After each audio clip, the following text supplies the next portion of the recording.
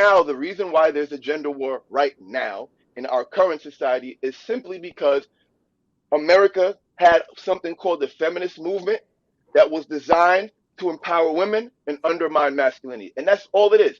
The gender war, quote unquote, is just men trying to get back into their position and women trying to figure out their position. That's all it is. Everybody's just confused. There's no actual war going on, and it has nothing to do with slavery. All right, so let me Mark, just real quick. I just got two. I'll let you cook. I just wanted to say two things. One, I think when people say that, they're saying both. They're saying that it was stolen, we were taken, then it was remixed and then put back in us with the version that was warranted from them. That's the statement they making, which My both brother, things are true.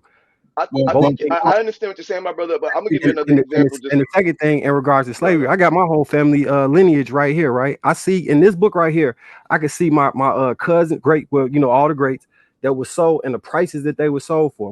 My great Right. grandfather was used to breed slaves, right?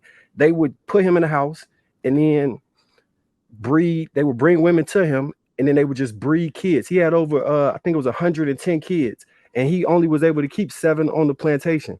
You don't Right. think that uh the past matters when it does? Your past informs your future in a way where if you were like we see it with the girls who are on the pole a lot of times, if there was some sexual misconduct in their past, there's a good chance that will lead to things that occur in their future, right? And if you just keep tracing back, there is a root cause to all of this. And Yeah, I'm not in saying their that, living that we don't generation. that root cause is the reason why we should just give up and throw our hands in the air. Yes, we need to move forward and do things in a positive way. But I believe it's disingenuous to pretend like the past does not inform the future. It and does. No, no, hold on. no. Hold on. Let me just respond to him real quick. The past absolutely does inform the future, but what I'm saying is we like to choose what version of the past informs the future. And I'm gonna give you an example. I just watched the movie this weekend, Killers of the Flower Moon, right? And it's talking about Native Americans and their history with white people, right? And we love to talk about all the occurrences of white people going in and taking their shit and killing them all. We know about that. But what we don't want to acknowledge is how many of these Native American women willingly married white men and took on their culture willingly. So we always want to say, oh yeah, they took our culture and they forced it on us. Okay, that's true. But we also don't want to admit that generations of people willingly took on other cultures because that's the thing to do. People always take on the popular culture at the time. It happens now. If Well, if if right, for example, you know how many people hated marijuana just 10 years ago, disgusted by the idea of marijuana. Marijuana is legal now, and everybody likes weed. see, this is Culture changes Joe, sometimes in your generation. So if Joe, culture can change within your generation, why are we so hung up on the culture changes that have happened in generations, 3, 4 generations behind? Those generations are not having as much of an impact on us as 10 years ago. So let's focus on the more recent history instead of focusing on that long distant history that's not really impacting us right a now. man That's all that I'm saying. listen, it's a saying. A man that don't study their history is doomed to repeat it. That's first of all. Second of all, you made some points that I had to strongly disagree with you, and I'm gonna go into prove them.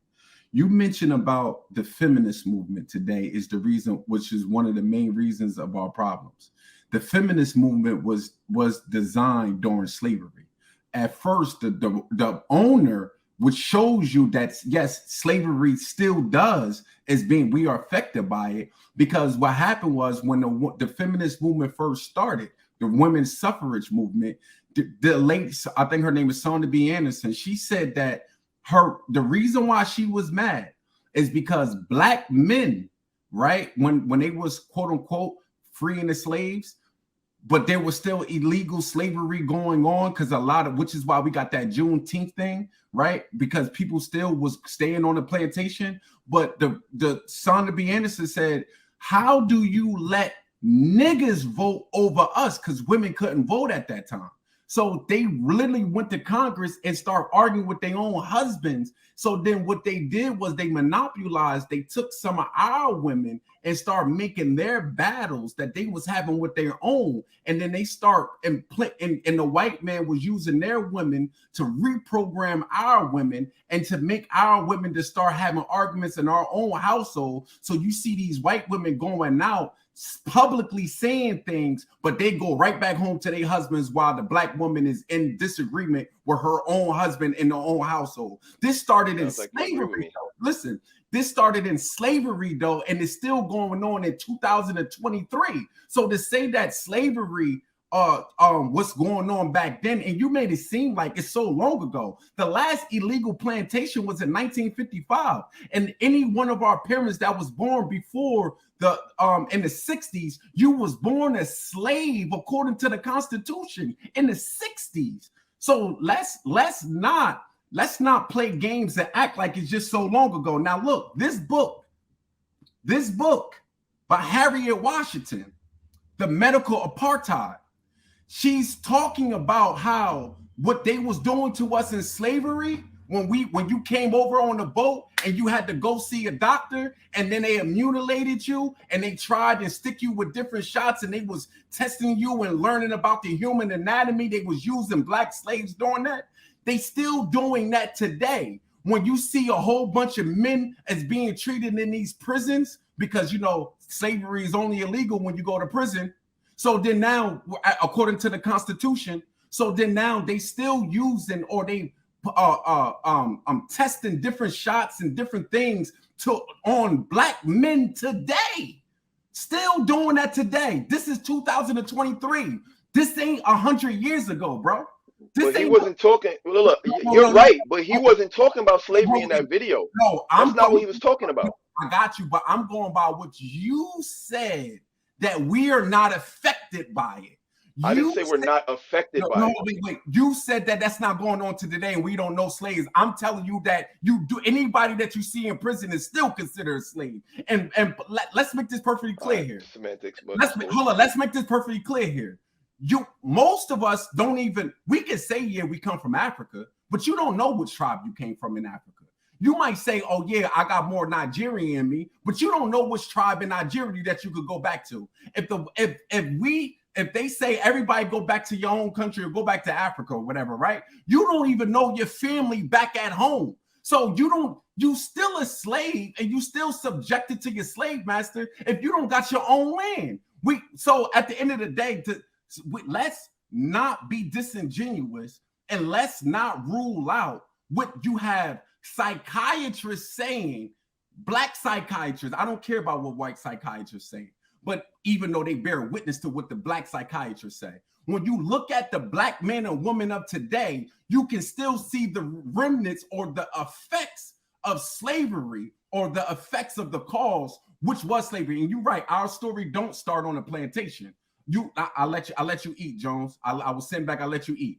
You're right. When I get a chance, I got you. Our story doesn't start on the plantation. You 100% right. 100% right. But prior to the plantation, you don't have us running around killing each other. If I ask you what tribe, you can't even give your name. Oh wait, the reason why we starting off Shaka Zulu went through Africa slaughtering tribes, bro. What are you talking about? See, look. No, that's what the enemy taught you. When you right. That's not history. Okay. Listen, that's what your enemy taught you. You know why he taught you that? Because when the enemy was trying to conquer the Zulu tribe, they couldn't even defeat Shaka. You know why how they end up defeating the Zulu tribe? It wasn't by war. Guess what they made them to do? They introduced the cross to them. And once they changed their mindset of religion or who God was, that's how the enemy to conquer Zulu. And my brother, you got to give me a chance to respond.